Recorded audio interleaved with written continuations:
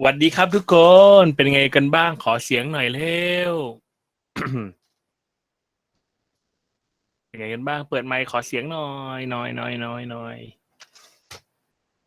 เปิดตัวเองสวัสดีค่ะสวัสดีค่ะโอเคสวัสดีครับทุกคนเป็นไงกันบ้างการบ้าน2 สัปดาห์ที่ผ่านมาเหนื่อยไหม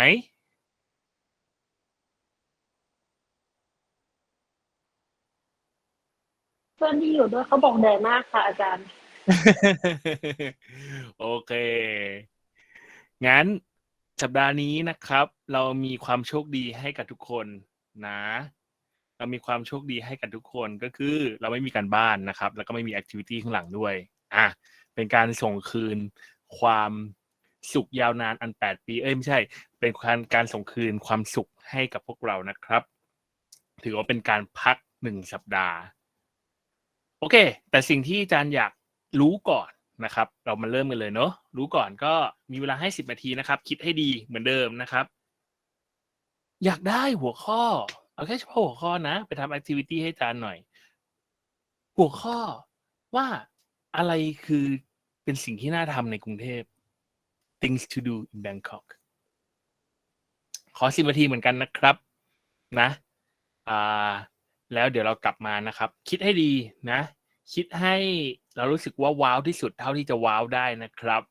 แล้วก็อันไหนที่เราอยากทำจริงๆก็ทำก็เขียนลงมานะครับผมโอเคขอ10 นาทีนะจ๊ะเดี๋ยวกลับมาอีกทีนึงนะครับ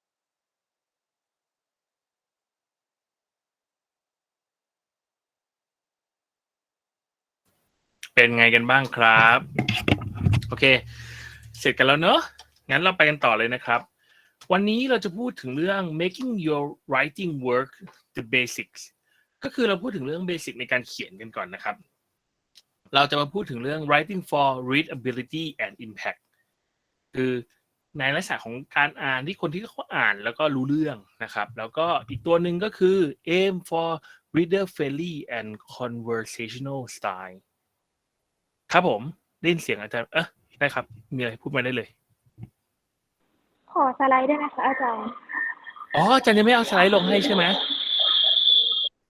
โอเคขอโทษงั้นเดี๋ยวอาจารย์อัปโหลดสไลด์ให้ก่อนนะแป๊บนึงนะครับงั้นขอสักครู่นะครับทุกคน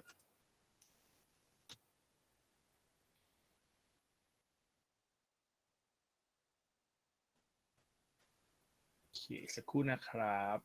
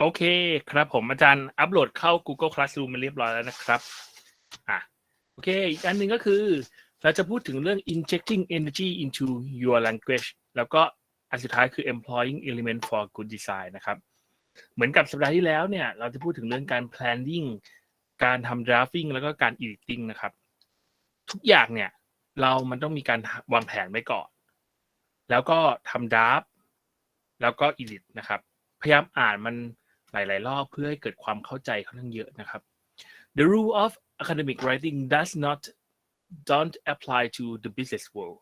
Real world business writing is more natural, reader friendly, and easier than academic writing, especially after you learn the essential technique covered in this week นะครับสิ่งที่เราเรียนในคลาสนี้นะครับเราอยากจะให้ลืมตัว academic writing ที่เราเรียนมาตั้งแต่สมัยเด็กๆกันไปเลยนะครับเพราะว่าการที่ทำอีเมลเขียนอีเมลเขียน PR เขียนสื่อสาร communication นะครับเราจำเป็นต้องใช้ reader friendly แล้วมีการเป็น natural มากกว่าการใช้ academic writing นะครับเราอาจจะต้องดูถึงฐานลูกค้าฐานผู้อ่านว่าฐานผู้อ่านเราเนี่ยเขาเป็นคนประเภทไหนเขาเป็นคนอย่างไรนะครับแล้วเขาจะดำเนินการยังไงนะครับเดี๋ยวแป๊บนึงนะครับทุกคนสักครู่นะครับอาจารย์ขอปรับสไลด์นิดนึง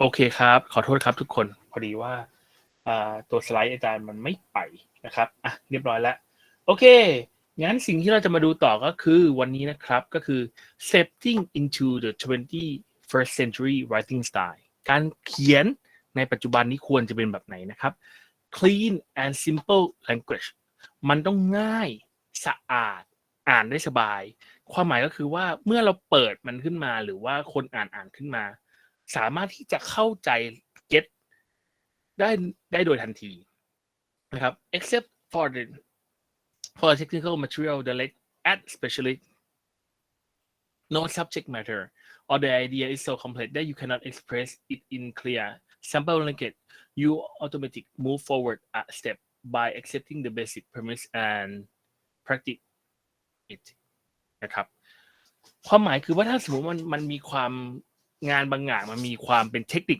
มากๆเราก็ต้องพยายามเขียนให้ง่ายและเข้าใจนะครับแล้วก็พยายามที่จะเจาะลงไปในถึงรายละเอียดว่าคนที่อ่านเขารู้สึกยังไงบางอย่างเนี่ยมันต้องยากอยู่แล้วไม่เป็นไรนะครับถ้าคนอ่านเขาคือกลุ่มเดียวกับที่เราเขียนให้เขานะครับ A conversation tone business writing is a reader friendly and accessible far closer to the spoken language than the more formal and traditional style. It may even come across as casual, spontaneous. This quality, however, doesn't give a free pass on the grammar, punctuation, and other technicalities. เราอาจจะใช้ในการเขียน move forward เข้าไปในเป็น conversation tone มากขึ้นนะครับ เป็นภาษาที่สื่อสาร reader friendly เพิ่มขึ้น accessible แต่สิ่งที่อาจารย์ก็ต้องเน้นอยู่ก็คือ grammar punctuation and เทคนิคในการเขียนที่รู้เรื่องเข้าใจยังจำเป็นต้องมีอยู่นะครับความหมายของอาจารย์ก็คือตัว grammar เราอาจจะไม่ได้เก่ง grammar เป๊ะๆเราอย่าลืมว่าสัปดาห์ที่แล้วเราพูดถึงเรื่อง tools ที่เราเข้ามาช่วยให้ทำงานได้ง่ายขึ้นในโลกดิจิตอลแบบนี้นะครับอย่าลืมว่าเรามีการ planning ไว้ก่อนนะครับแล้วก็มีการทำ draft และมีการทำ editing นะครับงั้นในช่วงที่เราทำ planning draft editing เนี่ยเราสามารถที่จะใช้เครื่องมือพวกนี้เข้ามาเกี่ยวข้องในการตรวจ grammar ทำให้มันง่ายขึ้นสวยขึ้นและก็สะอาดขึ้นนะครับ accuracy นะครับ noticeable mistake influence about with your reader ability to understand you careful about writing critical to how people evaluate your credibility and authorities การทำให้มัน accuracy ในการเขียนการอ่านแล้วก็อย่าลืมเรื่องการผิดพลาดในการเขียนด้วยนะครับมันจะทำให้เกิดการdiscredit credibility ของเราจะต่ำความเป็นนักเขียนเราก็จะต่ำไปด้วยนะครับนี่คือเหตุผลว่าทำไมเราถึงต้องทำ accuracy อย่าลืมสำคัญสิ่งที่ accuracy เนี่ยถ้าเราทำ accuracy ได้ดีนะครับมันจะทำให้คนที่เขียนหรือคนที่อ่านหรือคนที่อ่านของเราเนี่ยเขารู้ว่าเราเนี่ยค่อนข้างที่จะแคร์เขานะครับใส่ใจในเรื่องงานแล้วก็ทำให้งานที่เราคิดว่ามันอาจจะดูเหมือนธรรมดาแต่มันมีความสละสลวยอยู่ในนั้นนะครับ fairly persuasion when you dig big deep in the surface more message and document ask something for the reader this require may be a minor like meet me at their fourth floor to the major place fund the proposal even when you just talking someone to provide information frame your message to suit a personal viewpoint นะครับเดี๋ยวแป๊บนึงนะครับทุกคน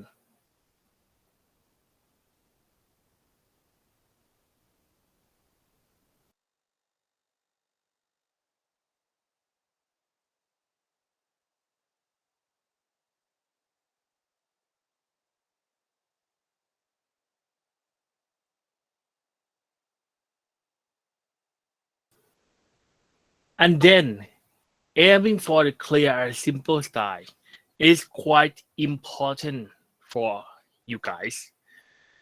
Clarity, simplicity go hand in hand. It means that your message communication will be indeed my room. for the misunderstanding and misinterpretation. For the reason for the writing, what you want to the reader do as a result for reading the message equally clear. This require using word. สิ่งที่เขาเกิดการความต้องการก็คือ word your reader already know those meaning and agree upon. Sentence center on the simple active verb in the present tense when possible. Like Jane wrote the report rather than the report has been written by Jane.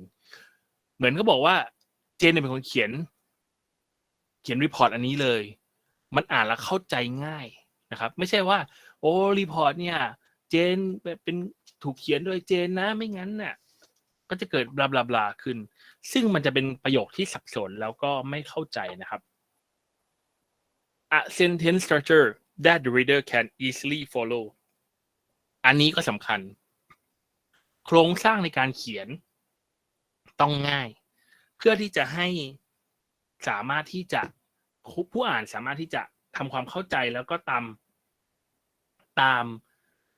เข้าใจในสิ่งที่เราเขียนได้นะครับเพราะว่าถ้าไม่งั้นเนี่ยมันจะเกิดการที่ว่าเกิดการคอนฟลิกต์ในไอเดียเกิดการคอนฟลิกต์ในสิ่งที่เขียนมันขึ้นมานะครับแล้วมันก็จะเกิดความงวยค่อนข้างเยอะ well organized logical on point content without anything unnecessary and distracting well organized การเขียนจะต้องมีการลำดับเรื่องราวข้อมูลเพื่อให้เกิดการ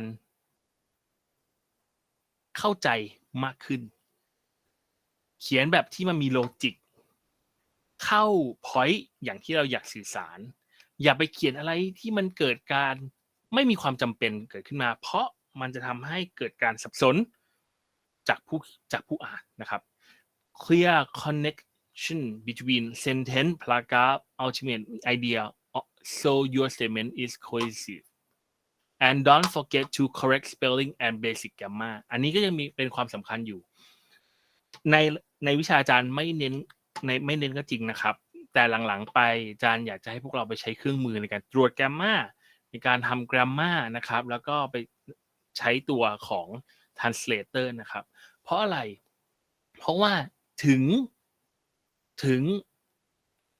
งอาจารย์ไม่ได้เน้นเรื่อง grammar ก็จริงแต่คนอื่นเขาก็เน้นนะครับนั่นก็คือใจความสำคัญของอาจารย์เนอะ Okay one result of meeting this criteria in that people are moved through your material quickly this is good a fast read is your best shot at pulling people into your message and keeping them from the trend of because of their boring this day we are also overwhelming impatient that often don't bother to waste time in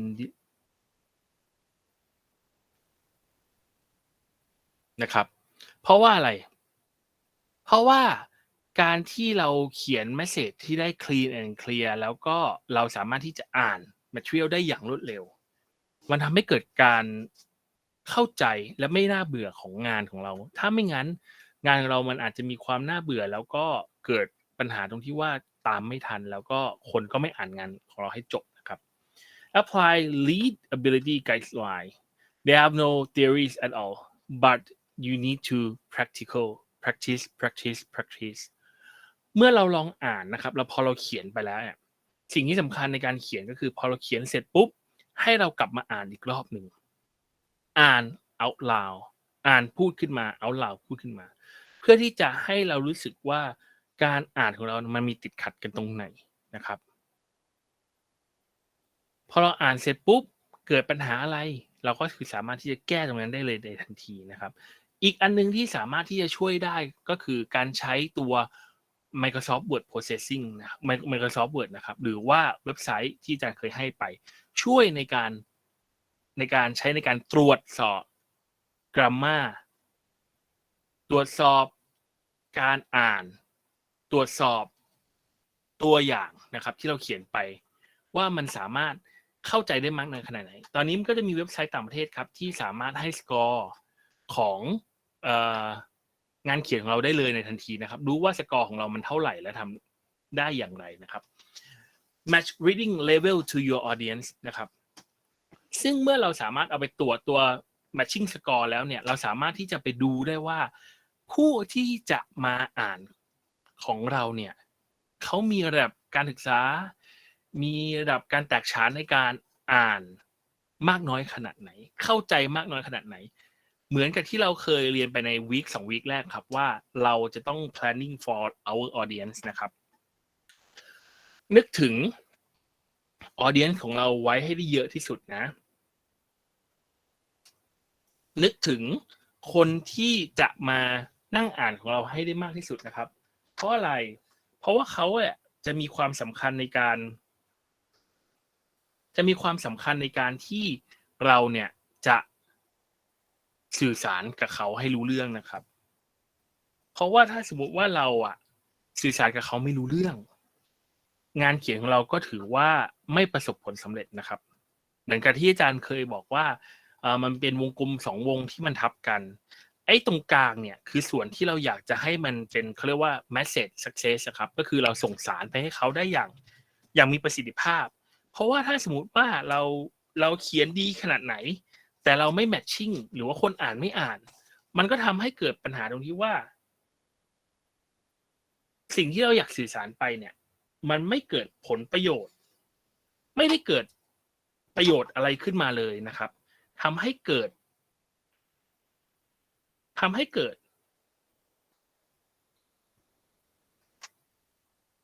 การสื่อสารที่ไม่ประสบผลสำเร็จนะครับอันนี้มันก็เป็นเหตุจำเป็นที่ว่าเราทำไมเราถึงต้องเกิดการสื่อสารได้อย่างดีนะครับเหตุผลตรงนี้แหละมันถึงสำคัญงั้นการทำความเข้าใจผู้อ่านก็ยังเป็นเรื่องที่สำคัญและจำเป็นมากๆนะครับโอเคนี่ไปละ assess readability level finding the index based version of Microsoft Word that can help you like substitute a short or two solid word for over long word shorten long sentence by breaking them into title on your word อะไรที่มันเป็นประโยคยาวๆให้มันสั้นลงครับ break paragraph into smaller chunks so that you have a few word sentence in each look for weak verb that form of have to be the verb can produce past effect or complex structure review the rewrite to make sure that your message still mean that your intent and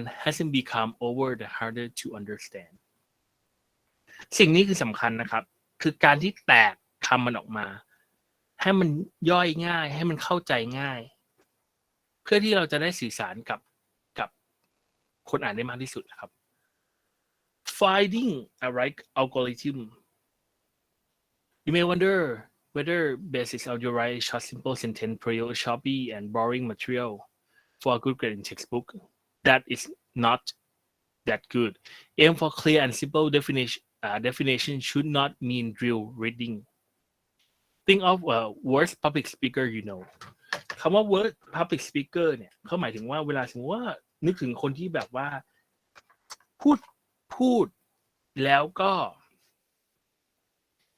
วเราไม่ค่อยเข้าใจสิ่งที่เขาสื่อสารมักจะเกิดจากการที่ว่าเขาพูดอะไรที่มันค่อนข้างยาวพูดเกิดจากคำที่เป็น complex sentence โทนเนี่ยเสียงก็ไม่ได้เรื่องเลยนะครับ good speaker by a contrast hold your attention by varying the length of the sentence inflection and intonation นะครับสิ่งตรงนี้เนี่ยมันเกิดจากการที่ว่าเราสื่อสารกับคนผู้ฟังโดยการเอา attention ของเขาเป็นหลักอ่านแล้วมันน่าสนใจไหมอ่านแล้วมันดีไหมนะครับ In everything you write aim to build a natural cadence rhythm is one of the main tools for people to stay with you and find what you write more interesting การเขียนให้มันเกิดเป็น rhythm เนี่ยมันช่วยให้เกิดการจังหวะในการเขียนขึ้นลงน่าสนใจเน้นคำในการเขียนหรือจับจังหวะในการเขียนของเราเพื่อที่จะดึงดูดคนเนี่ยให้เข้ามาอยู่กับเรานะครับให้ทำความเข้าใจกับเรามากที่สุดนะอันนี้คือจุดที่สำคัญนะครับ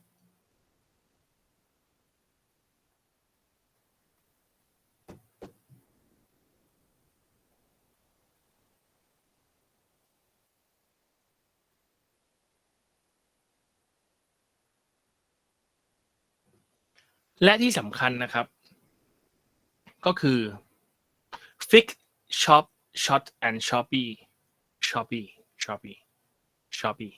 นะครับ every short message benefit from attention to the sentence rhythm consider below คิมพูดว่า the video crew didn't show up again yesterday we waiting all morning they never came we just sat there twitching on thumbs what a waste of time it's just unacceptable please advise แต่สิ่งที่ควรเขียนได้เนี่ยเราจะเห็นว่า attitude ในการเขียนเนี่ยมันห้วนมันเถอะทะแล้วมันก็ขัดตอนและ attitude ในการเขียนก็แย่นะครับสิ่งที่สามารถที่จะปรับได้เนี่ยคิมสามารถพูดว่า the video crew let us down again yesterday waiting all morning cost us a lot of time as a result we are at risk of missing the target deadline do you have any suggestion on how to move ahead thanks นี่คือสิ่งที่สามารถเขียนเมื่ออ่านแล้วเนี่ยมันเกิดความน่าสนใจมากขึ้นเกิดความที่ภาษาโทนที่แตกต่างขึ้นไปจะเห็นได้ว่ามันรู้สึกว่าทำให้เกิด feeling ที่ดีกว่า bright กว่าฉลาดกว่านะครับหรือสามารถที่จะ combine shorten sentence alternative to rather easy way to improve the word content emerge Ted may inspire to go a step further and write the third version of their some message นะครับซึ่งคิมเนี่ยสามารถที่จะทำได้ที่ดีกว่าอย่างเช่นเท็ดสามารถที่จะเขียนถึงคิมได้ที่ดีกว่าก็คือ I'm sorry to report that the crew failed to show up again yesterday, losing a whole morning, making it hard to meet our deadline, August 14. Which key of annual meeting is look into some alternative resource, the shortlist in attention attached. Do you have a few minutes to talk about the move ahead? สิ่งที่เท็ดเนี่ยเขียนถึงคิมเนี่ยจะเห็นได้ว่าเขาเริ่มลงดีเทลและเขาเริ่มมาดูว่าสิ่งที่คิมเนี่ยต้องการรู้แล้วเท็ดต้องการสื่อสารออกไปอย่างเช่นเราจะเริ่มเข้าไปคุยถึงเรื่องเกี่ยวกับระยะเวลาเดดไลน์มันคืออะไรแล้วปัญหามันเกิดอะไรขึ้นแล้วเราอยากจะแก้ยังไงงั้นขอนัดหน่อยเพื่อที่จะแก้ปัญหานี้มันเป็นการส่งสารเพื่อให้เกิดแอคชั่นส่งสารเพื่อให้เกิดแอคชั่นนะครับ fix and long and complicatedสิ่งที่สำคัญที่คนส่วนใหญ่มักจะเขียนก็คือเขียนยาวแล้วมันเกิดความวุ่นวายหรือว่ามันเกิดการเขียนที่ complex เยอะเกินไป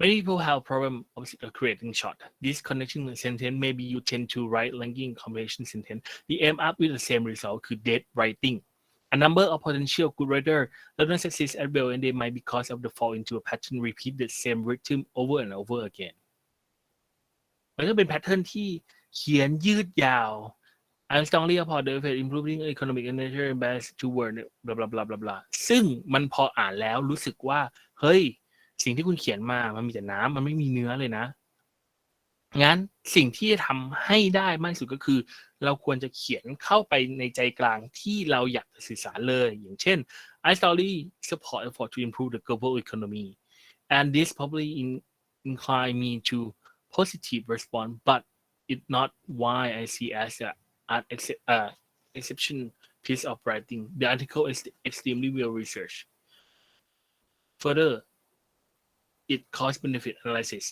is an effective way to think about the challenge ซึ่งมันจะมีการที่เขียนที่สั้นลงกระชับขึ้นเพื่อให้เกิดการสื่อสารได้อย่างทันท่วงทีนะครับอีกอันนึงที่มักจะเป็นปัญหาเหมือนกัน achieving a conversational tone การใช้โทนในการเขียนเนี่ยมันจะเป็นสิ่งที่ทำให้เกิดผู้อ่านเนี่ย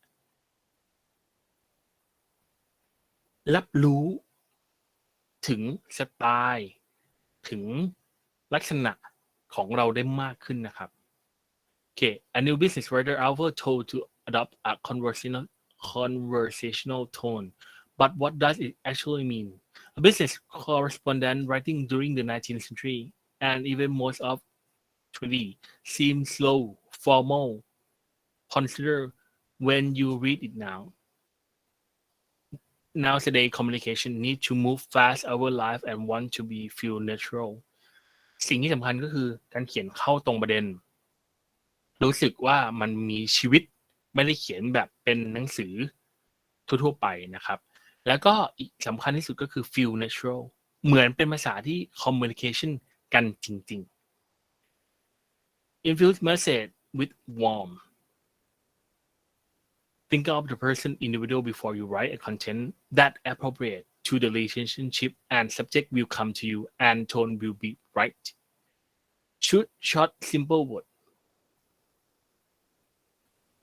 rely on the version you use to talk to someone rather than the extravagant one you using to try to impress people.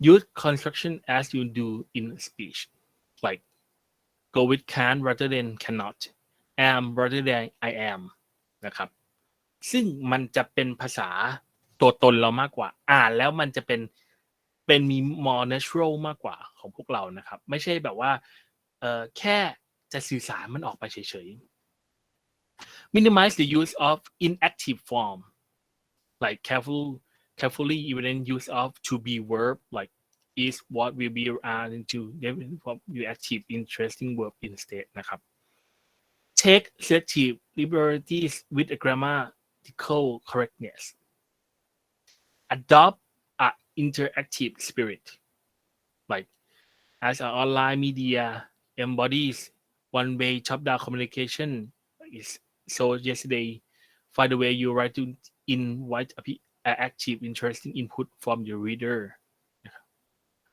many use online technique has been adapted in traditional media you want to incorporate and appropriate like this is an example like hi how are you listen we got a problem that Blue Jane deadline. Would you believe it on August 14?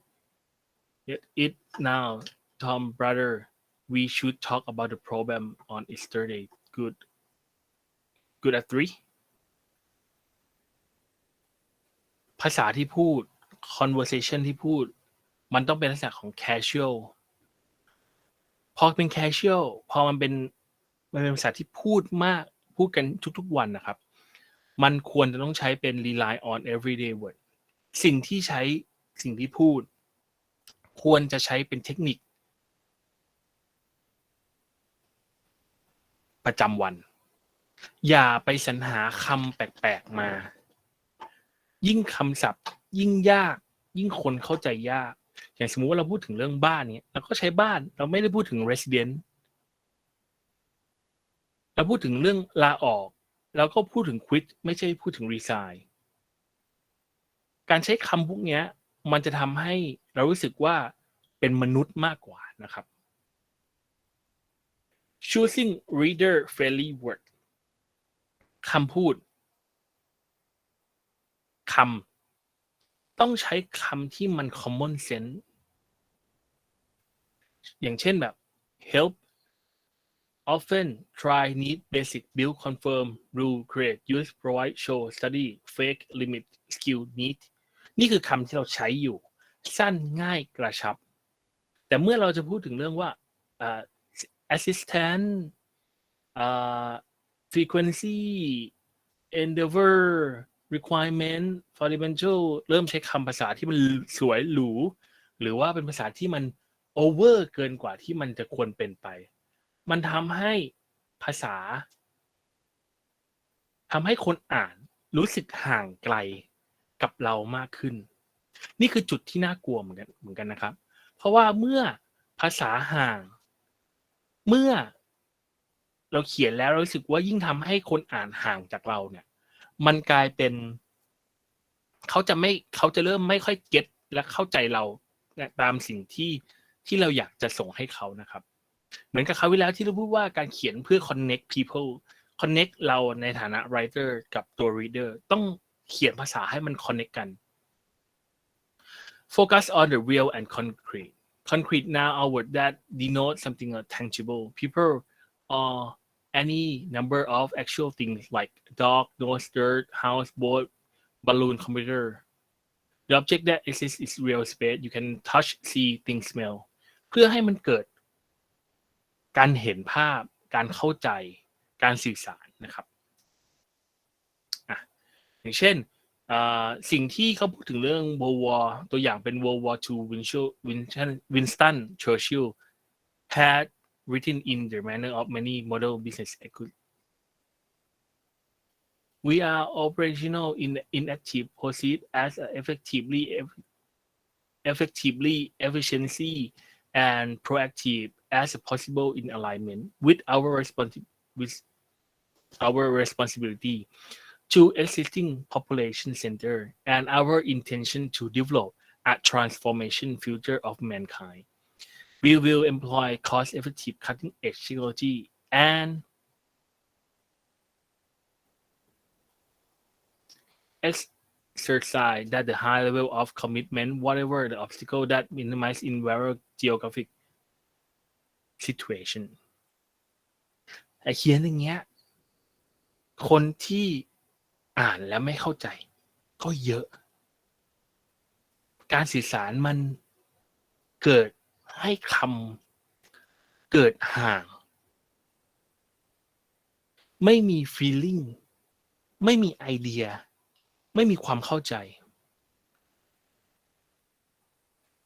อย่าลืมนะครับการเขียนคือการสื่อสารที่ connect people we shall not flag or fail we shall go on to the end we shall fight in France we shall fight on the sea and the ocean we shall fight with confidence growing strength in the air เห็นไหมคำมันจะง่ายเข้าใจเก็ตแล้วก็สามารถสื่อสารกับคนได้ทุกเพศทุกวัยครับ using finding an action verb นะครับ use a action verb นะครับเข้ามา a good strong verb passive verb which involve for the verb to be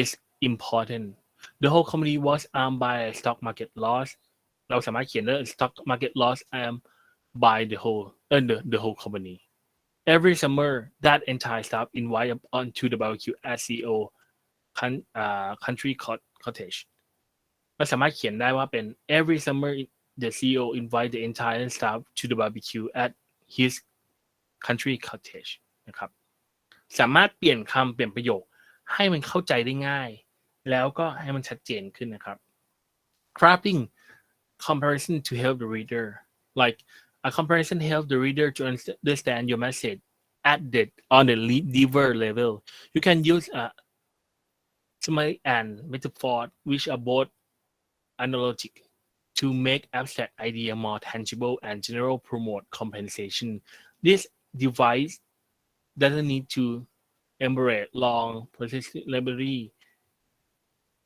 use some of the example this some of the example like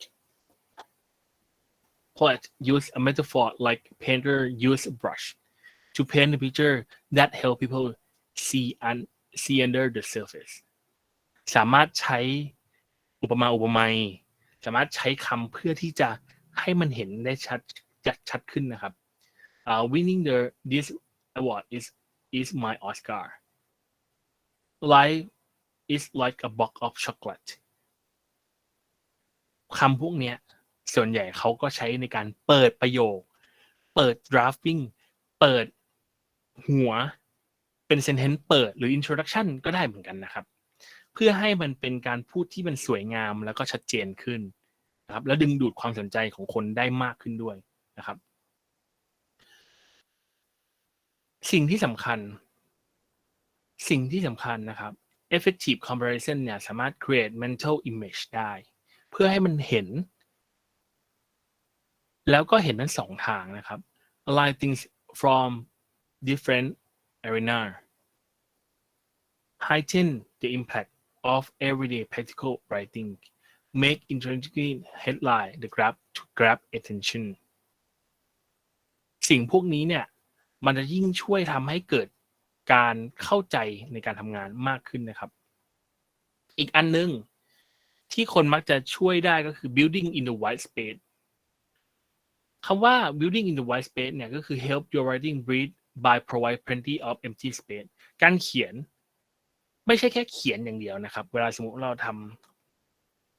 ทำรูปเล่นขึ้นมาหรือทำตัวอ่านขึ้นมาสมมติส่งเป็น PDF ให้เขาส่งเป็นข้อมูลให้เขาเราไม่ใช่แค่ดีไซน์แค่ตัว wording อย่างเดียวนะครับแต่เราดีไซน์ empty space ด้วยเพื่อให้มันเกิดการอ่านเข้าใจได้อย่างชัดเจนสมมุติว่าคุณไปเขียน commercial สมมติว่าคุณไปเขียน PR สมมุติว่าคุณไปเขียนตัวจดหมายลาออกอย่างเงี้ยการใช้ white space ก็ทำให้เกิด powerful effective ได้นะครับอย่างการใช้ฟอนต์การใช้ line spacing การใช้ margin การใช้ column ก็ช่วยให้มันเกิดการสื่อสารได้ครบทุกทางมากขึ้นนะครับพูดถึงเรื่องการใช้ shooting typeface นะครับเป็นฟอนต์ font size margin and column ตัวนี้เดี๋ยวเราก็ค่อยกลับไปดูกันมันไม่ค่อยได้มีอะไรมากครับcolor สีต้องให้ดีอ่านได้ง่ายนะครับแล้วก็อย่าลืมสามารถที่จะแอดพวกกราฟพวกต่างๆได้มากขึ้นนะครับการทำ caption to accomplish photo and image sidebar box addition background ทำ pull up ทำ small type ทำ bullet ทำ icon พวกนี้ก็ช่วยให้การเข้าใจและการอ่านมากขึ้นนะครับอีกอันนึงก็คือ break up a living block of type that catch the eye capture the reader attention in different way help convey the idea and the information more clearly and effectively นี่คือสิ่งที่อาจารย์อยากให้เราได้เข้าใจมันมากขึ้นนะครับวันนี้เนี่ยตัวเรื่องการเขียนเรามันจบเพียงเท่านี้นะครับแต่สิ่งที่อาจารย์อยากให้พวกเราดูนะครับอยากให้พวกเราดูโด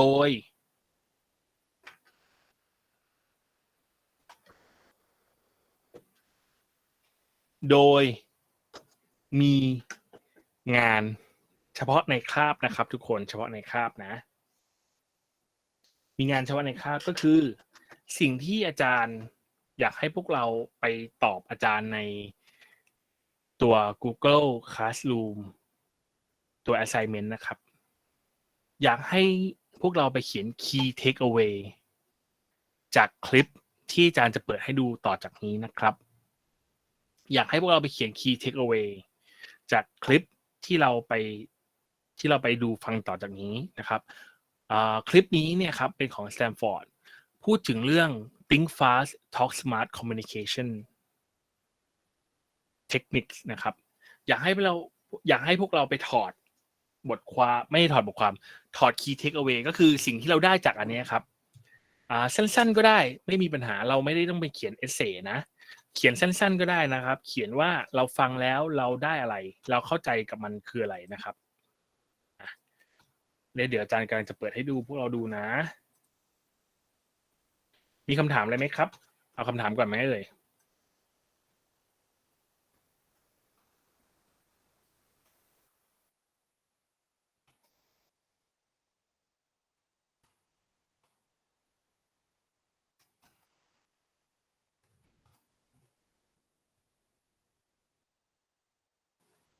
โอเคงั้นเดี๋ยวอาจารย์ขอเปิดให้พวกเราดูกันก่อนนะครับ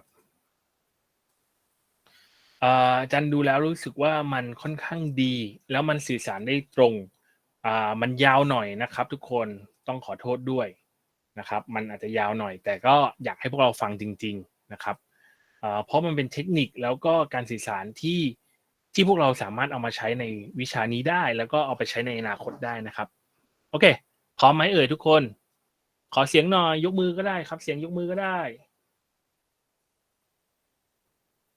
โอเคนะครับ โอเคนะครับเดี๋ยวอาจารย์จะพยายามหาคลิปอะไรพวกนี้มาให้พวกเราเรื่อยๆนะครับเพราะว่าอาจารย์เชื่อว่าหลายคนก็จะฟังอาจารย์จนเบื่อแล้วนะครับแล้วก็เบื่อฟังอาจารย์ด้วยแหละ อาจารย์เข้าใจโอเคนั้นนะครับไปเราไปกัน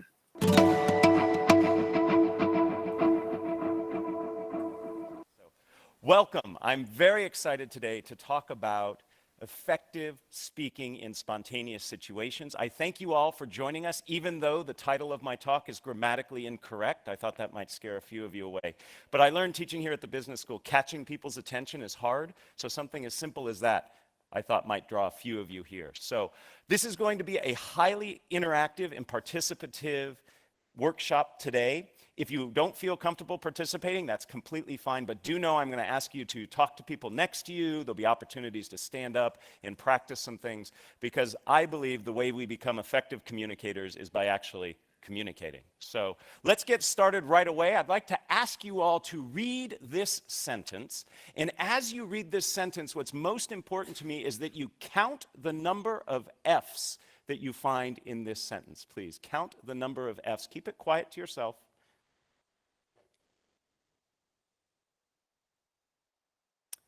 Give you just another couple seconds here. 3, 2, 1. Raise your hand, please, if you found 3 and only 3 F's. Excellent, great. Did anybody find 4? Okay. Anybody find only 5 F's? And anybody find 6? There's 6 F's. What 2-letter word ending in F did many of us miss? Of. We'll make sure to get this to you so you can torment your friends and family at a later date. When I first was exposed to this over 12 years ago, I only found 3, and I felt really stupid. So I like to start every workshop, every class I teach with this to pass that feeling along. No, that's not why I do this. I do this because this is a perfect analogy for what we're going to be talking about today. The vast majority of us in this room, very smart people in this room, were not as effective as we could have been in this activity. We didn't get it right. And the same is true when it comes to speaking in public, particularly when spontaneous speaking. It's little things that make a big difference in being effective. So today we're going to talk about little things in terms of your approach, your attitude, your practice that can change how you feel when you speak in public. And we're going to be talking primarily about one type of public speaking. Not the type that you plan for in advance, the type that you actually spend time thinking about, you might even create slides for. These are the keynotes, the conference presentation, the formal toasts. That's not what we're talking about today. We're talking about spontaneous speaking. When you're in a situation that you're asked to speak off the cuff and in the moment. What we're going through today is actually the result of a workshop I created here for the business school. Several years ago, a survey was taken among the students, and they said, what are things we could do to help make you more successful here? And at the top of that list was this notion of responding to cold calls. Does everybody know what a cold call is? It's where the mean professor like me looks at some students and says, what do you think? And there was a lot of panic and a lot of silence. So as a result of that, this workshop was created, and a vast majority of first-year students here at the GSB go through this workshop. So I'm going to walk you through sort of a hybrid version of what they do. The reality is that spontaneous speaking is actually more prevalent than planned speaking. Perhaps it's giving introductions. You're at a dinner and somebody says, you know so-and-so, would you mind introducing them? Maybe it's giving feedback in the moment. Your boss turns to you and says, would you tell me what you think? It could be a surprise toast. Or finally, it could be during the Q&A session. And by the way, we will leave plenty of time at the end of our day today for Q&A. I'd love to hear the questions you have about this topic or other topics related to communicating. So our agenda is simple. In order to be an effective communicator, regardless of if it's planned or spontaneous, you need to have your anxiety under control. So we'll start there. Second, what we're going to talk about is some ground rules for the interactivity we'll have today, and then finally we're going to get into the heart of what we will be covering. And again, as I said, lots of activity, and I invite you to participate. So let's get started with anxiety management. 85% of people tell us that they're nervous when speaking in public. And I think the other 15% are lying. Okay? We could create a situation where we could make them nervous too. In fact, just this past week, a study from Chapman University asked Americans, what are the things you fear most? And among being caught in a surprise terrorist attack, having your identity stolen, was public speaking. Among the top 5 was speaking in front of others. This is a ubiquitous fear and one that I believe we can learn to manage. And I use that word manage very carefully because I don't think we ever want to overcome it. Anxiety actually helps us. It gives us energy, helps us focus, tells us what we're doing is important, but we want to learn to manage it. So I'd like to introduce you to a few techniques that can work, and all of these techniques are based on academic research. But before we get there, I'd love to ask you, what does it feel like when you're sitting in the audience watching a nervous speaker present? How do you feel? Just shout out a few things. How do you feel? Uncomfortable. I heard many of you going, yes, uncomfortable. It feels very awkward, doesn't it? So what do we do? Now, a couple of you probably like watching somebody suffer, okay? But most of us don't. So what do? We sit there and we nod and we smile, or we disengage. And to the nervous speaker looking out at his or her audience, seeing a bunch of people nodding or disengaged, that does not help. Okay? So we need to learn to manage our anxiety, because fundamentally, your job as a communicator, rather, regardless of if it's planned or spontaneous, is to make your audience comfortable. Because if they're comfortable, they can receive your message. And when I say comfortable, I am not referring to the fact that your message has to be sugar-coated and nice for them to hear. It can be a harsh message, but they have to be in a place where they can receive it. So it's incumbent on you as a communicator to help your audience feel comfortable. And we do that by managing our anxiety. So let me introduce you to a few techniques that I think you can use right away to help you feel more comfortable. The first has to do with when you begin to feel those anxiety symptoms. For most people, this happens in the initial minutes prior to speaking. In this situation, what happens is many of us begin to feel whatever it is that happens to you. Maybe your stomach gets a little gurgly, maybe your legs begin to shake, maybe you begin to perspire. And then we start to say to ourselves, oh my goodness, I'm nervous. Uh-oh, they're going to tell I'm nervous. This is not going to go well. And we start spiraling out of control. So research on mindful attention tells us that when we begin to feel those anxiety symptoms, we simply greet our anxiety and say, hey, this is me feeling nervous. I'm about to do something of consequence. And simply by greeting your anxiety and acknowledging it, that it's normal and natural. Heck, 85% of people tell us they have it. You actually can stem the tide of that anxiety spiraling out of control. It's not necessarily going to reduce the anxiety, but it will stop it from spinning up. So the next time you begin to feel those anxiety signs, take a deep breath and say, this is me feeling anxious. I notice a few of you taking some notes. There's a handout that will come at the end that has everything that I'm supposed to say, okay? Can't guarantee I'm going to say it, but you'll have it there. In addition to this approach, a technique that works very well, and this is a technique that I helped do some research on way back when I was in graduate school, has to do with reframing how you see the speaking situation.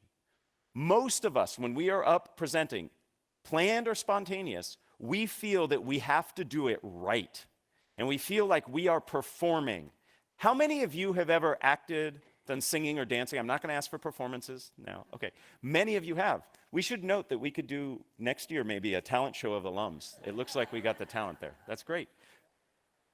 So when you perform, you know that there's a right way and a wrong way to do it. If you don't hit the right note or your right line at the right time, at the right place, you've made a mistake. It messes up the audience. It messes up the people on stage. But when you present, there is no right way. There's certainly better and worse ways, but there is no one right way. So we need to look at presenting as something other than performance. And what I'd like to suggest is what we need to see this as is a conversation. Right now, I'm having a conversation with 100+ people rather than saying I'm performing for you.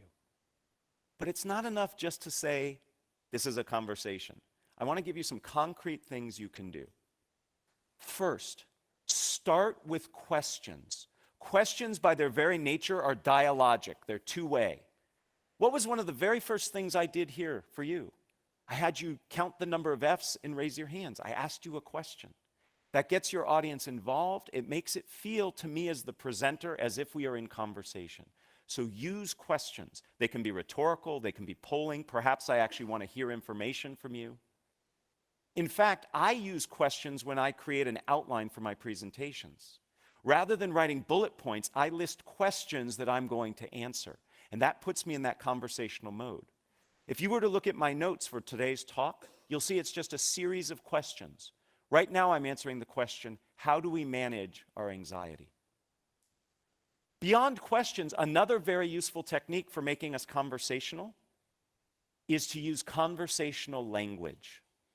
Many nervous speakers distance themselves physically. If you've ever seen a nervous speaker present, he or she will say something like this, "Welcome, I am really excited to be here with you."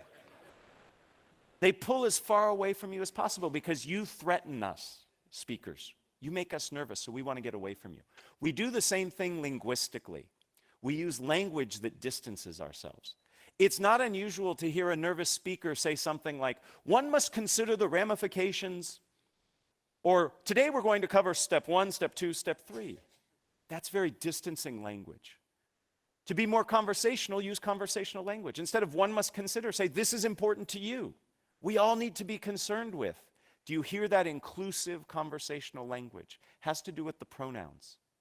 Instead of step 1, step 2, step 3. First, what we need to do is this. The second thing you should consider is here. Use conversational language. So being conversational can also help you manage your anxiety. The third technique I'd like to share is research that I actually started when I was an undergraduate here. I was very fortunate to study with Phil Zimbardo of the Stanford Prison Experiment fame. Many people don't know that Zim actually was instrumental in starting one of the very first shyness institutes in the world, and especially in the country. And I did some research with him that looked at how your orientation to time influences how you react. And what we learned is if you can bring yourself into the present moment, rather than being worried about the future consequences, you can actually be less nervous. Most of us, when we present, are worried about the future consequences. My students are worried they're not going to get the right grade. Some of you are worried you might not get the funding, you might not get the support, you might not get the laughs that you want. All of those are future states. So if we can bring ourselves into the present moment, we're not going to be as concerned about those future states, and therefore we'll be less nervous. There are lots of ways to become present-oriented. I know a professional speaker. He's paid $10,000 an hour to speak. It's a good gig. He gets very nervous. He's up in front of crowds of thousands. Behind the stage, what he does is 100 push-ups right before he comes out. You can't be that physically active and not be in the present moment. Now, I'm not recommending all of us go to that level of exertion because he starts out of breath and sweaty, right?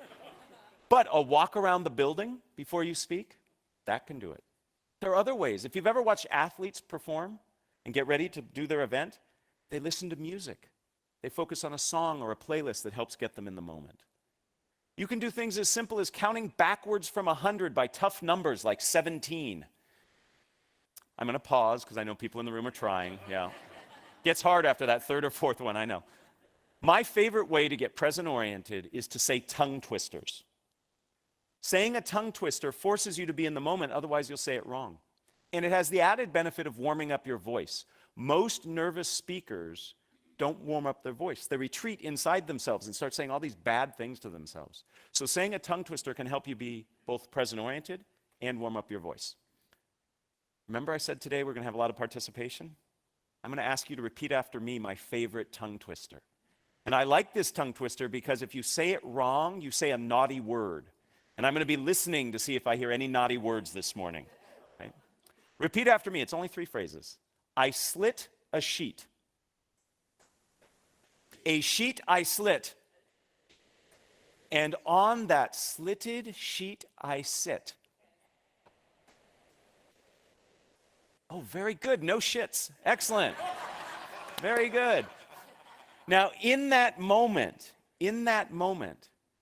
you weren't worried about, I'm in front of all these people, this is weird, this guy's having me do this. You were so focused on saying it right and trying to figure out what the naughty word was that you were in the present moment. That's how easy it is. So it's very possible for us to manage our anxiety. We can do it initially by greeting the anxiety when we begin to feel those signs. We can do it when we reframe the situation as a conversation, and we do it when we become present-oriented. Those are three of many tools that exist to help you manage your anxiety. If you have questions about other ways, I'm happy to chat with you. And at the end, I'm going to point you to some resources that you can refer to help you find additional sources for you. So let's get started on the core part of what we're doing today, which is how to feel more comfortable speaking in spontaneous situations. Some very simple ground rules for you. First, I'm going to identify 4 steps that I believe are critical to becoming effective at speaking in a spontaneous situation. With each of those steps, I'm going to ask you to participate in an activity. None of them are more painful than saying the tongue twister out loud. They may require you to stand up, they might require you to talk to the person next to you, but none of them are painful. And then finally, I'm going to conclude with a phrase or saying that comes from the wonderful world of improvisation. Through the continuing studies program here at Stanford, for the past 5 years, I have co-taught a class with Adam Tobin. He is a lecturer in the creative arts department. He teaches film and new media, and he's an expert at improv. And we've partnered together to help people learn how to speak more spontaneously. We call it improvisationally speaking. And Adam has taught me wonderful phrases and ideas from improv that I want to impart to you that really stick. That's why I'm sharing them with you, to help you remember these techniques. And again, at the end of all this, you'll get a handout that has this listed. So let's get started. The very first thing that gets in people's way when it comes to spontaneous speaking is themselves. We get in our own way. We want to be perfect. We want to give the right answer. We want our toasts to be incredibly memorable. These things are burdened by our effort, by our trying. The best thing we can do, the first step in our process, is to get ourselves out of the way. Easier said than done. Most of us in this room are in this room because we are type A personalities. We work hard, we think fast, we make sure that we get things right. But that can actually serve as a disservice as we try to speak in the moment. I'd like to demonstrate a little of this for you, and I need your help to do that. So we're going to do our first activity. We are going to do an activity that's called Shout the Wrong Name. In a moment, if you are able and willing, I'm going to ask you to stand. And I am going to ask you for about 30 seconds to look all around you in this environment, and you are going to point at different things. And I know it's rude to point, but for this exercise, please point. I want you to point to things, and you are going to call the things you are pointing to out loud anything but what they really are. So I might point to this and say refrigerator. I might point to this and say cat. I am pointing to anything in your environment around you. It can be the person sitting next to you, standing next to you. You will just shout, and shouting is important, the wrong name. So in a moment, I'm going to ask you to stand and do that. Please raise your hand if you already have the first 5 or 6 things you're going to call out. Yeah, that's what I'm talking about. We stockpile. You all are excellent game players. I told you the game. Shout the wrong name. And you have already begun figuring out how you're going to master the game. That's your brain trying to help you get it right. I'd like to suggest the only way you can get this activity wrong is by doing what you've just done. There is no way to get this wrong. Okay? Even if I call this a chair, no penalty will be bestowed upon you. Okay? Because I won't know what you were pointing at. You could have been pointing at the floor under the chair, and you called the floor the chair, and you were fine. The point is, we are planning and working to get it right, and there is no way to get it right. Just doing it gets it right. Okay, so let's try this now. We're going to play this game twice. Again, it's for 30 seconds. If you are willing and able, will you please stand up? You can do this seated, by the way, but if you're willing and able, let's stand up. Okay, in a moment, I am about to say go, and I would like for you to point at anything around here, including me. It's okay to point at me. I hope it's not a bad thing you say when you point at me, but point at different things and loudly and proudly call them different than what they are. Ready? Begin. Porcupine, California, salt shaker, car, library, tennis racket, purple, orange, putrid, hello, time.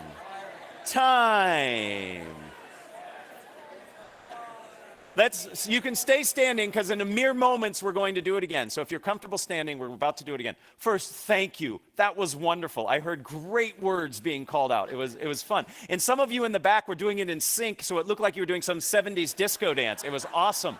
Okay? This was great. Now, let me ask you just a few questions. Did you notice anything about the words that you were saying? Did we find patterns, perhaps? Maybe some of you were going through fruits and vegetables. A few of you were going through things that started with the letter A, right? That's your brain saying, okay, you told me not to stockpile, so I'm going to try to be a little more devious, and I'm going to give you patterns, okay? Same problem. When we teach that class I told you about, that improvisationally speaking class, we like to say, your brain is there to help you. These things it's doing have helped you be successful, but like a windshield wiper, we just want to wipe those suggestions away and see what happens. Okay? So we're going to do this activity again. This time, try the best you can to thank your brain if it provides you with patterns or stockpiles, and just say, thank you, brain, and disregard them. Okay? So let's see what happens when we're not stockpiling and we're not playing off patterns. We'll do this for only 15 seconds. See how this feels. Baby steps. Ready? Begin. Kodak. Bicycle chain. Skateboard. Bananas. Purple. Putrid.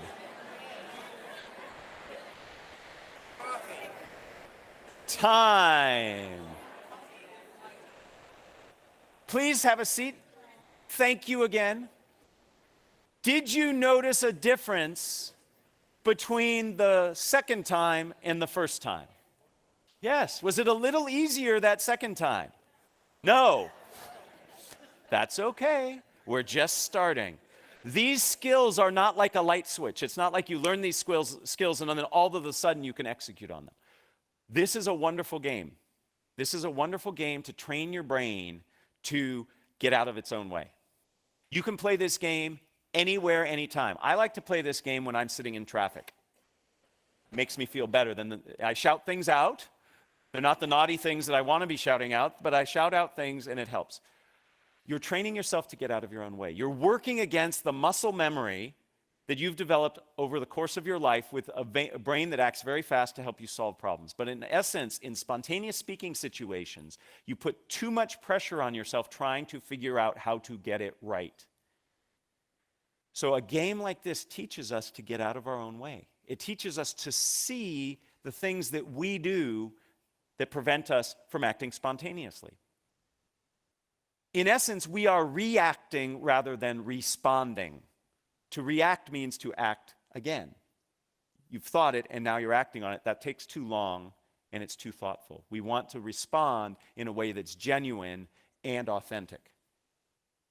So the maxim I would like for you to take from this, and again, these maxims come from improvisation, is one of my favorite: dare to be dull. And in a room like this, telling you dare to be dull is offensive, and I apologize. But this will help. Rather than striving for greatness, dare to be dull. And if you dare to be dull and allow yourself that, you will reach that greatness. It's when you set greatness as your target that it gets in the way of you ever getting there. Because you over-evaluate, you overanalyze, you freeze up. So the first step in our process today is to get out of our own way. Dare to be dull. Easier said than done, but once you practice, and a game just as simple as the one we practiced is a great way to do it. But that's not enough. Getting out of our own way is important, but the second step of our process has us change how we see the situation we find ourselves in.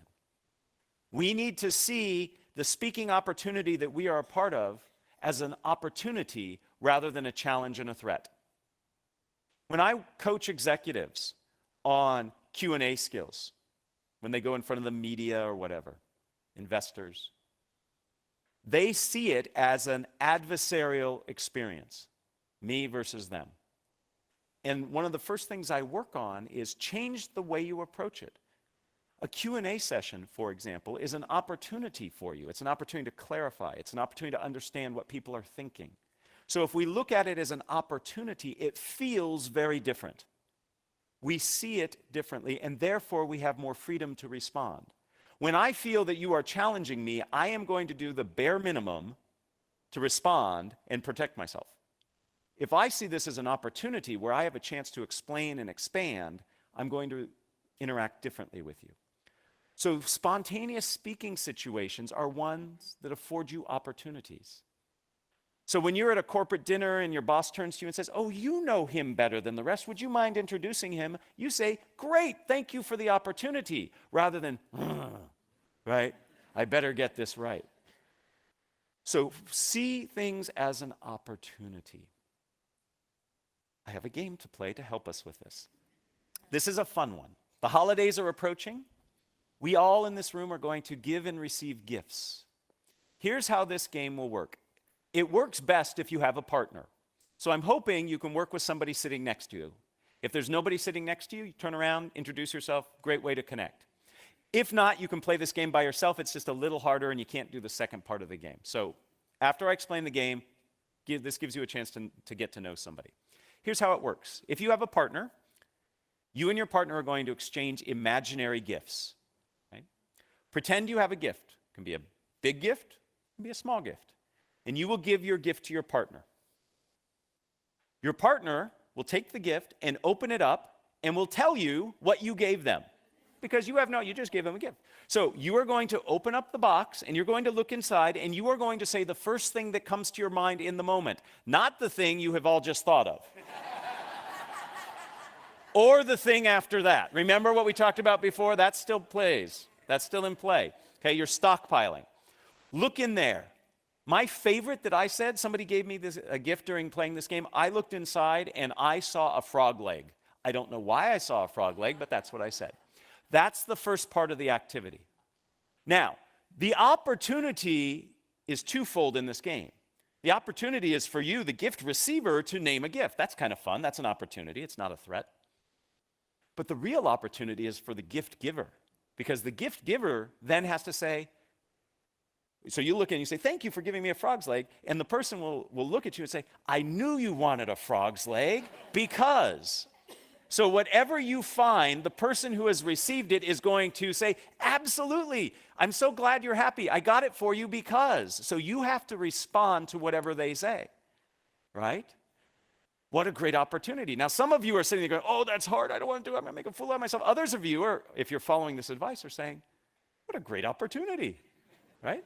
So the game again is played like this. You and your partner will each will exchange a gift. One will start, then the other will follow. The first person will give a gift to the second person opens the box, however big the box is, and if the box is big and you find a penny in it, perfect, doesn't matter. If the box is heavy and you find a feather in it, fine, there's no way to get it wrong, okay? Whatever's in the box is in the box. You can return it and get what you wanted later, okay?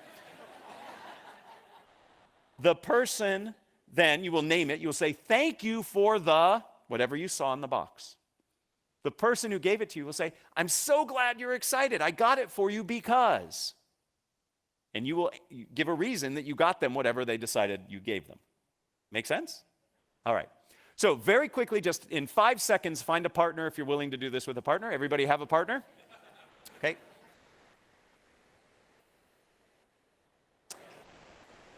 All right. In your partnerships, pick an A person and a B person. You may stand or sit. It's totally up to you. Pick an A and pick a B. Okay? B goes first. Ha, ha, ha. All right. B give A a gift. B give A a gift. A thank them. And then B will name and give the reason they gave it to him.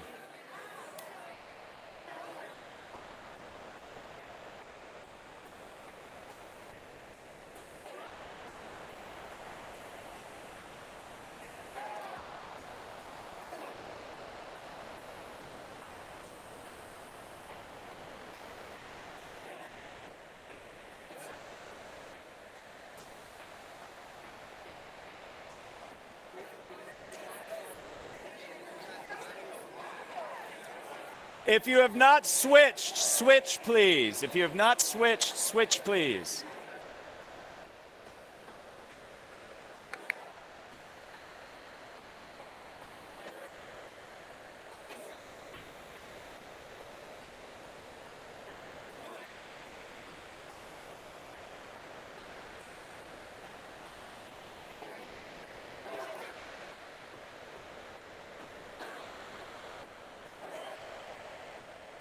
Let's wrap it up in 30 seconds, please. Let's wrap it up.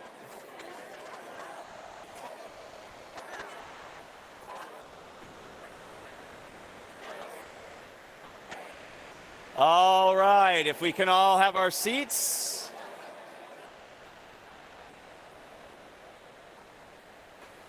If we can all take our seats, please. I know I'm telling a room of many MBA alums to stop talking, and that's hard.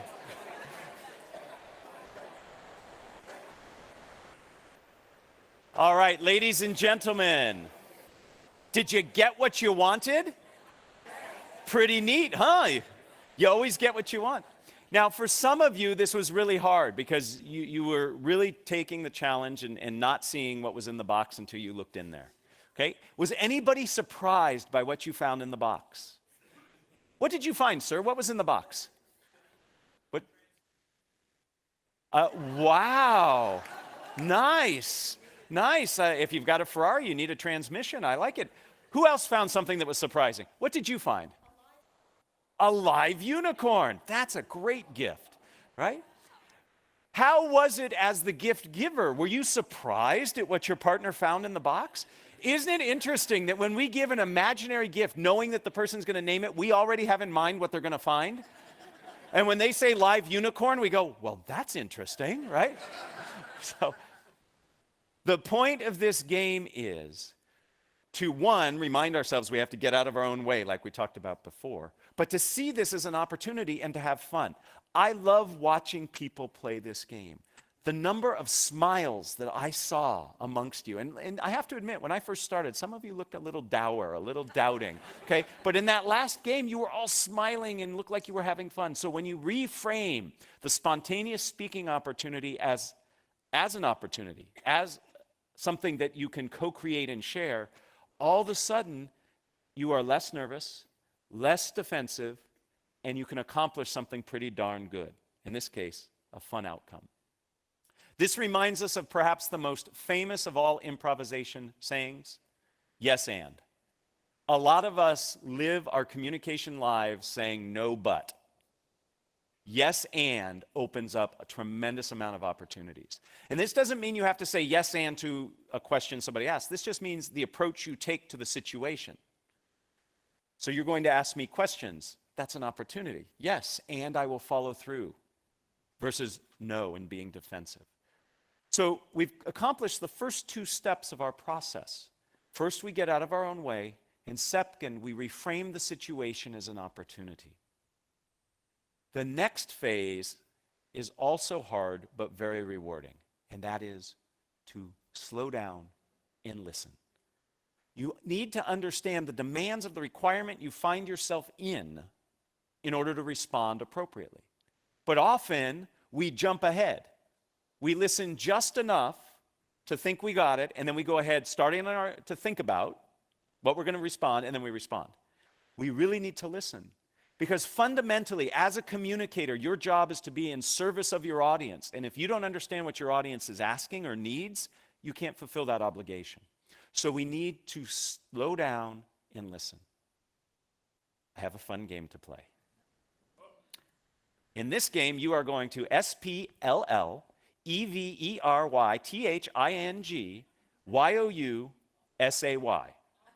TOYOURPARTNER.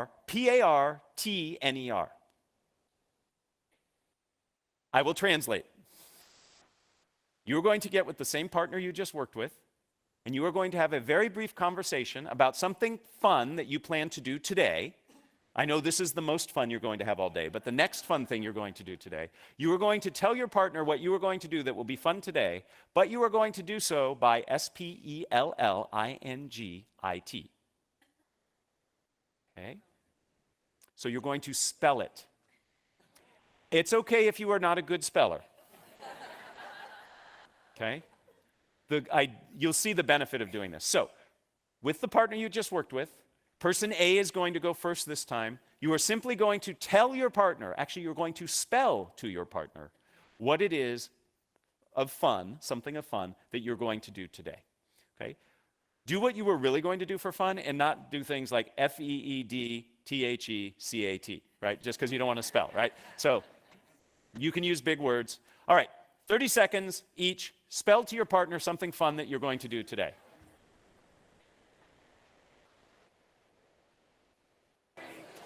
Would you like to play?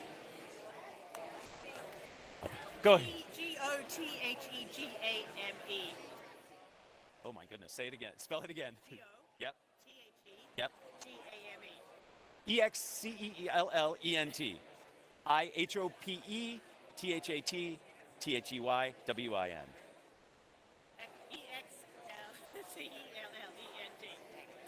Thank you. That was very good. Thank you.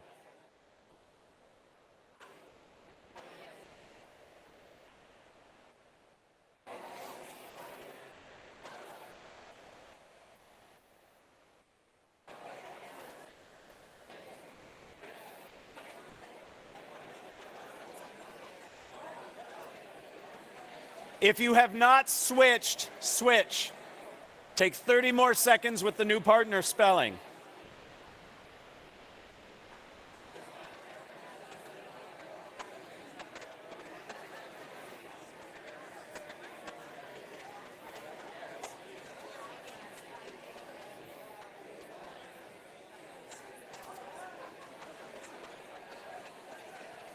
GREAT exclamation point. THANKYOU PLEASE TAKEYOURSEAT.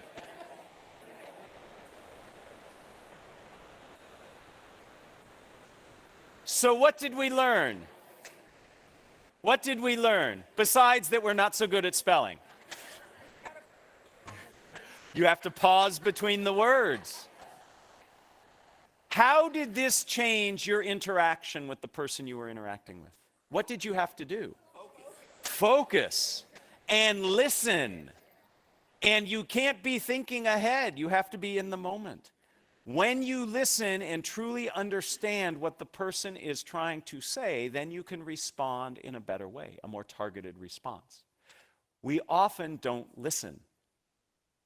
So we start by getting out of our own way. We then reframe the situation as an opportunity. Those are things we do inside our head. But in the moment of interacting, we have to listen first before we can respond to the spontaneous request.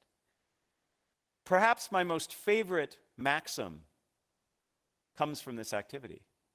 Don't just do something, stand there. Listen, and then respond. Now, how do we respond? That brings us to the fourth part of our process. And that is, we have to tell a story. We respond in a way that has a structure. All stories have structure. We have to respond in a structured way. The key to successful spontaneous speaking, and by the way, planned speaking, is having a structure. I would like to introduce you to two of the most prevalent and popular and useful structures you can use to communicate a message in a spontaneous situation. But before we get there, we have to talk about the value of structure. It increases what is called processing fluency, the effectiveness of which or through which we process information. We actually process structured information roughly 40% more effectively and efficiently than information that's not structured. I love looking out in this audience because you will remember, as I remember, phone numbers. When you had to remember them if you wanted to call somebody. Okay, young folks today don't need to remember phone numbers. They just need to look at a picture, push a button, and then the voice starts talking on the other end. 10-digit phone numbers, it's actually hard to remember 10-digit phone numbers. How did you do it?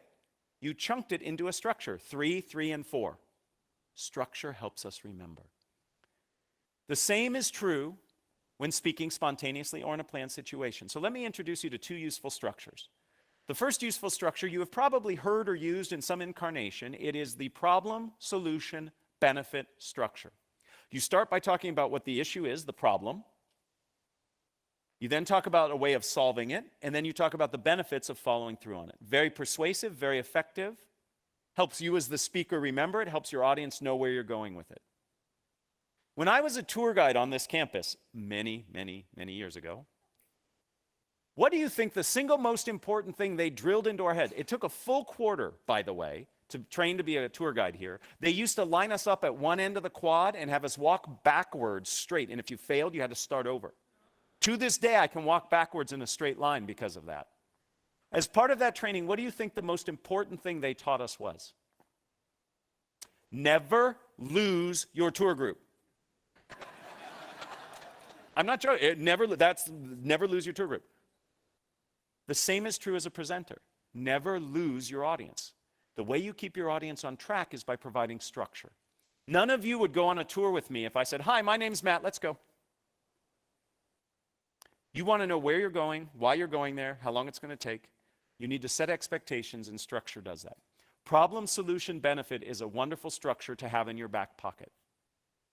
It's something that you can use quickly when you're in the moment. It can be reframed so it's not always a problem you're talking about. Maybe it's an opportunity. Maybe there's a market opportunity you want to go out and capture. It's not a problem that we're not doing it, but maybe we'd be better off if we did. So it becomes opportunity, solution, which are the steps to achieve it, and then the benefit. Another structure, which works equally well, is the what, so what, now what structure. You start by talking about what it is. Then you talk about why it's important, and then what the next steps are. This is a wonderful formula for answering questions, for introducing people. So if I'm in the moment somebody asks me to introduce somebody, I change the what to who. I say who they are, why they're important, and what we're going to do next. Maybe listen to them, maybe drink our wine, whatever, right? What, so what, now what? The reality is this: when you are in a spontaneous speaking situation, you have to do two things simultaneously. You have to figure out what to say and how to say it. These structures help you by telling you how to say it. If you can become comfortable with these structures, you can be in a situation where you can respond very ably to spontaneous speaking situations. We're going to practice, because that's what we do. Here's the situation. Is everybody familiar with this child's toy? It's a Slinky. Okay? You are going to sell this Slinky to your partner using either problem, solution, benefit, or opportunity, solution, benefit. What does the Slinky provide you? Or you could use what, so what, now what? What is it? Why is it important? And the next steps might be to buy it. Okay? So by using that structure, see how already it helps you? It helps you focus. Get with your partner. And we're only going to have one partner sell to the other partner. Okay? So get with your partner. One of you will volunteer to sell to the other. Okay? Sell a Slinky using problem, solution, benefit, or what, so what, now what. Please begin.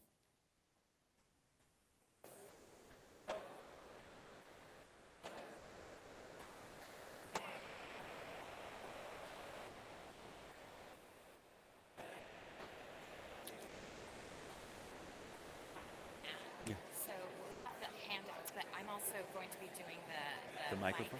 So when I debrief this, you can go ahead and pass them out. Okay, Does that make sense? After Q&A? No, after this activity. Okay, and then after that we'll do Q&A. Correct.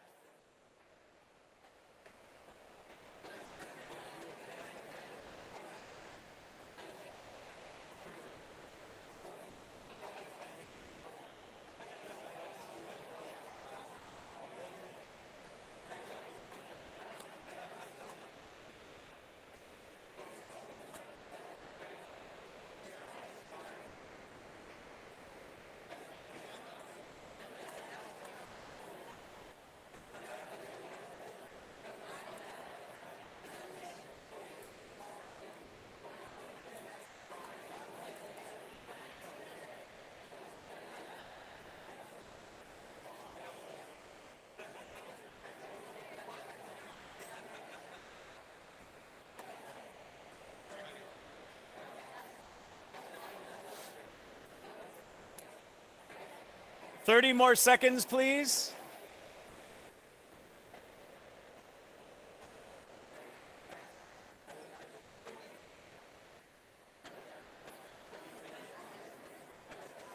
Excellent. Let's all close the deal, seal the deal.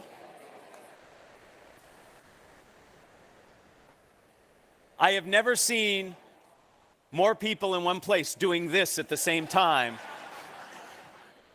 I love it. I teach people to gesture and gesture big. It's great. I love it. So if you were the recipient of the sales pitch, thumbs up. Did they do a good job? Did they use the structure? Awesome. I'm recruiting you all for my next business as my salespeople. Please try to ignore this, but as we're speaking, the handout I told you about is coming around. On the back of that handout, you are going to see a list of structures, the two we talked about and several others that can help you in spontaneous speaking situations. These structures help because they help you understand how you're going to say what you say. Structure sets you free, and I know that's kind of ironic, but it's true. If you have that structure, then you're free to think about what it is you're going to say. It reduces the cognitive load of figuring out what you're saying and how you're going to say it. All of this is on that handout. Okay? So what does this all mean? It means that we have within our ability the tools and the approaches to help us in spontaneous speaking situations. The very first thing we have to do is manage our anxiety, because you can't be an effective speaker if you don't have your anxiety under control. And we talked about how you can do that by greeting your anxiety, reframing as a conversation, and being in the present moment. Once you do that, you need to practice a series of 4 steps that will help you speak spontaneously. First, you get out of your own way. I would love it if all of you, on your way from here to the football game, point at things and call them the wrong name. It'll be fun. If most of us do it, then it won't be weird. If only 1 and 2 of us do it, it'll be weird. Okay. Second, give gifts. By that I mean see your interactions as ones of opportunity, not challenges. Third, take the time to listen. Listen. And then finally, use structures. And you have to practice these structures. I practice these structures on my kids. I have 2 kids. When they ask me questions, I usually answer them in what, so what, now what. They don't know it. But when they go over to their friends' houses and they see their friends ask their dads questions, they don't get what, so what, now what. So, you have to practice. The more you practice, the more comfortable you will become. Ultimately, you have the opportunity before you to become more compelling, more confident, more connected as a speaker if you leverage these techniques. If you're interested in learning more, this is where I do a little plug. Okay, I've written a book. Many of the MBA students who take the strategic communication classes here that I and others teach read it. It's called Speaking Up Without Freaking Out. More importantly, there's a website here that I curate called No Freaking Speaking. And it has lots of information that I've written and others have written about how to become more effective at speaking. So that's the end of my plug. What I'd really like to do is enter into a spontaneous speaking situation with you. And I would love to entertain any questions that you have. There are 2 people who are running around with microphones. So some of us who remember the Phil Donahue show, we're going to do a little bit of that. If you have a question, the microphone will come, and I'm happy to answer it. I think if you... Is it on? Yeah, we can hear you. Great. Can you talk about hostile situations? Hostile situations, yes. So when you find yourself in a challenging situation, first, it should not become a surprise to you. It should not be a surprise.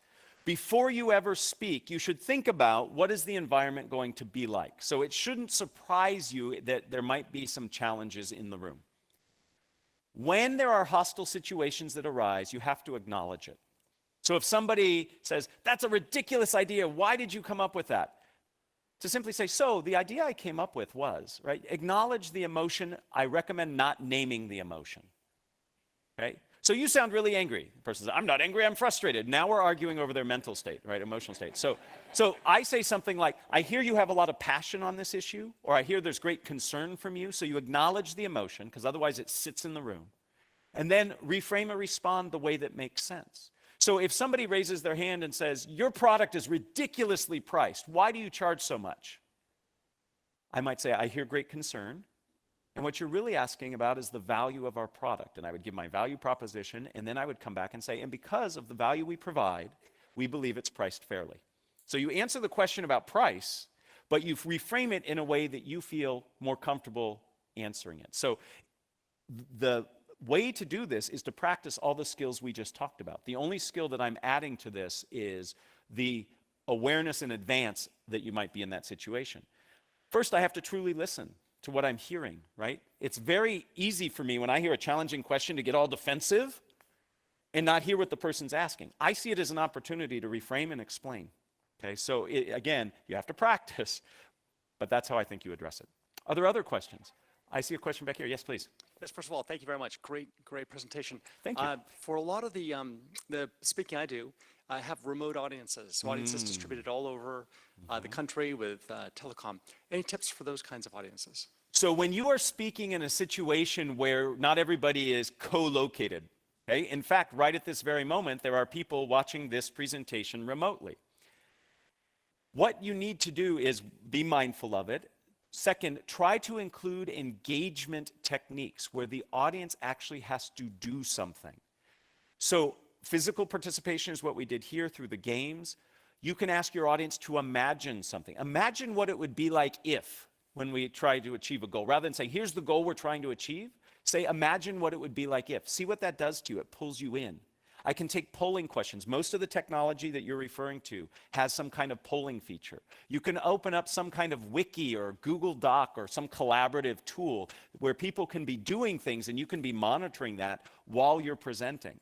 So I might take some breaks. I talk for 10, 15 minutes and say, okay, let's apply this and let's go into this Google Doc I've created and I see what people are doing. So it's about variety and it's about engagement. Those are the ways that you really connect to people who are remote from you. Okay? Other questions? Who you're pointing? Oh, I've got to look for where the mic is. Yes, please. This may be similar to the first question, Sure. but I do a lot of expert witness testimony. What's your recommendation for handling cross-examination, specifically? I Specifically, feel like I'm hostile being cross-examined, right? That's very hostile. So in any speaking situation that you go into that has some planned element to it, I recommend identifying certain themes that you think are important or believe need to come out. And then with each one of those themes, have some examples and concrete evidence that you can use to support it. You don't go in with memorized terms or ways of saying it. You just have ideas and themes, and then you put them together as necessary. So when I'm in a situation where people are interrogating me, I have certain themes that I want to get across and make sure that I can do that in a way that fits the needs in the moment. If it's hostile, again, the single best tool you have to buy yourself time and to help you answer a question efficiently is paraphrasing. The paraphrase is like the Swiss Army knife of communication. If you remember the show MacGyver, it's your MacGyver tool, right? So when a question comes in, the way you paraphrase it allows you the opportunity to reframe it, to think about your answer, and to pause and make sure you got it right. So when you're under those situations, if you have the opportunity to paraphrase, say, so what you're really asking about is X, Y, and Z, that gives you the opportunity to employ one of these techniques. Now, I've never been an expert witness because I'm not an expert on anything, but those tools, I believe, could be helpful. The microphone is back there. Thank you. Thank Yes. you so much. This has been so helpful and enjoyable this good. morning. Thank you. Would you please show the last screen so we can get down the name of the book that you've Oh. written and the information? Absolutely. Thank you. I think they actually, you might even have an opportunity to, and it's on the sheet too. Everything I said is on the back of that sheet, but I'm happy to have this behind me while I talk. Other questions? Yes, please. Yes, I work with groups that that represent many different cultural backgrounds. Yes. So are there any caveats, or is this a universal strategy? So in terms of, from your perspective as the speaker, I believe this applies. But whenever you communicate, part of the listening aspect is also thinking about is, who is my audience and what are their expectations? So what are the cultural expectations of the audience that I'm presenting to?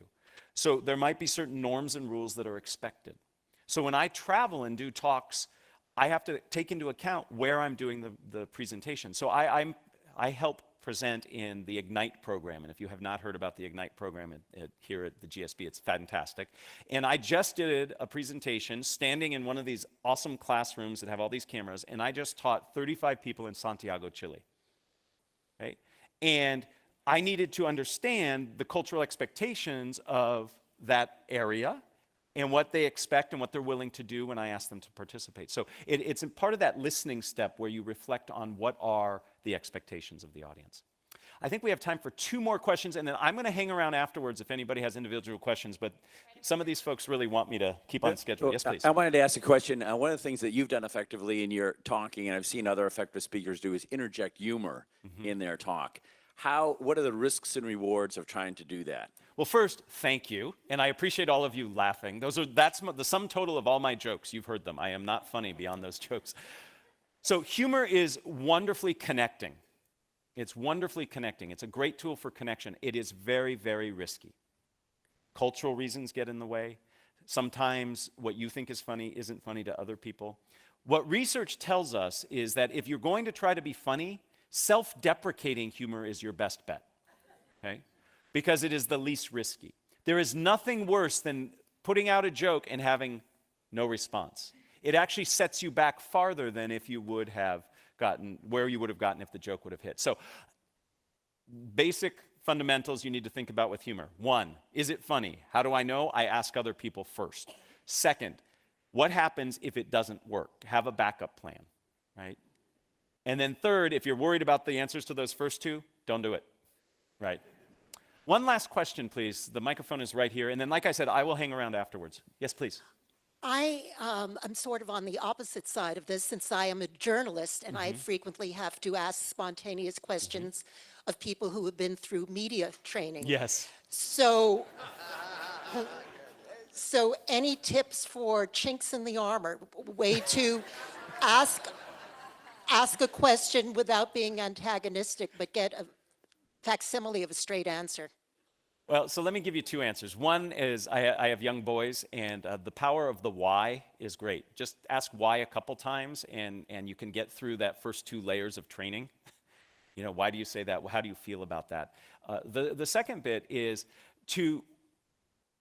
what I have found successful in getting people to, I do this to get people to answer in a more authentic way. What I'll do is I'll ask them to give advice. So what advice would you give somebody who's challenged with this? Or what advice would you give to somebody in this situation? And by asking for the advice, it changes the relationship they have to me as the question asker, and I often get much more rich, detailed information. So the power of the why, and then put them in a position of providing guidance, and that can really work. With that, I am going to thank you very much. I welcome you to ask questions later, and enjoy the rest of your reunion weekend. Thank you.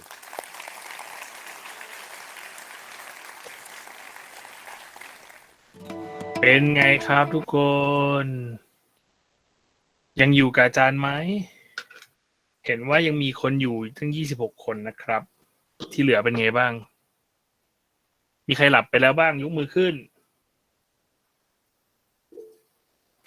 ขอบคุณครับทุกคนแต่สิ่งที่อาจารย์ให้ดูวันนี้นะครับค่อนข้างที่จะรู้สึกว่ามันได้ใช้เยอะนะครับมันนอกเหนือจากวิชาของเราเองแล้วอ่ะมันยังไปใช้ตัวที่อื่นๆได้อีกนะครับก็อยากให้ทุกคนเอาไปปรับปรุงแล้วเอาไปใช้กันนะครับผม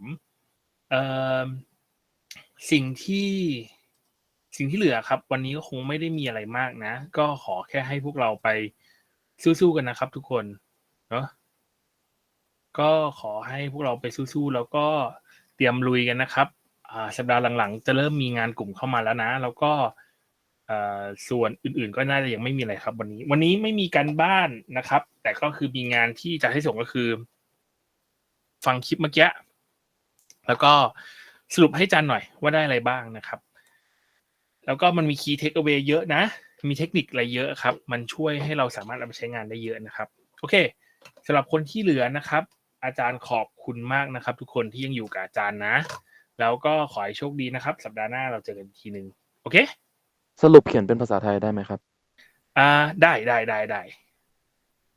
สรุปเขียนเป็นภาษาไทยได้นะครับโอเคมีคำถามอีกไหมเอ่ย